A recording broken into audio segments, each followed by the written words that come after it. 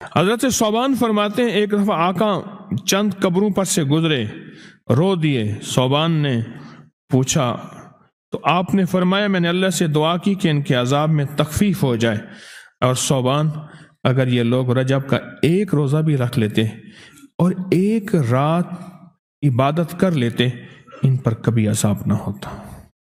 اور ایک رات سے مراد سے رات نہیں ہے ساری رات، یہ ابھی عبادت کر رہے ہیں، ہاں یہ نہیں ہے ساری رات، شام ڈھلتے ہی مغرب کے بعد رات ہو جاتی ہے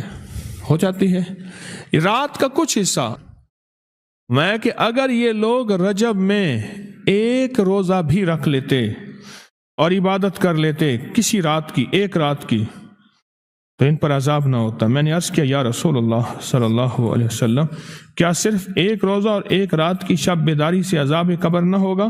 فرمایا ہاں، قسم ہے اس کی ذات کی جس کے قبضے میں میری جان ہے، کوئی مسلمان مرد ہو یا عورت ایسی نہیں رجب میں ایک روزہ بھی رکھ لے اور ایک رات کی شب بیداری کرے مگر اللہ اس کے لیے 1 سال کی عبادت لکھے گا جس میں اس نے روزہ رکھا اور شب بیداری۔ 1 سال وہ جس میں ساری رات جاگا اور سارا دن روزہ رکھا، اتنا ثواب ملے گا۔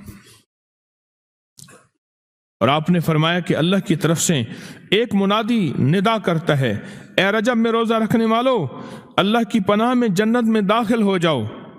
اور ہاں فرمایا کہ قیامت ہوگی تو پکار مچے گی، رجب کے ماننے والے کہاں ہیں؟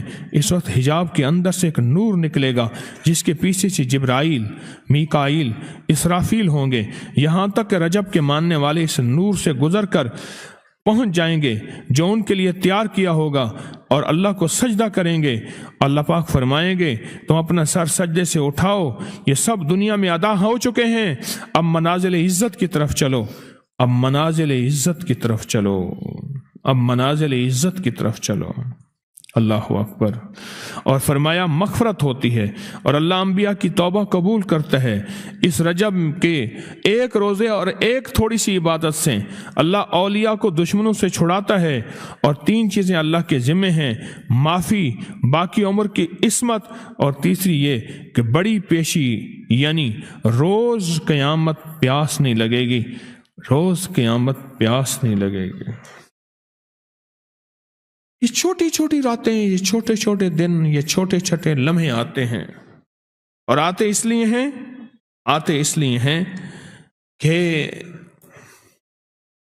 ہمیں کچھ دے جائیں، اگر اس کا غصہ ہے بھی ٹھنڈا ہو جائے، اگر اس کی ناراضگی ہے بھی ٹھنڈی ہو جائے۔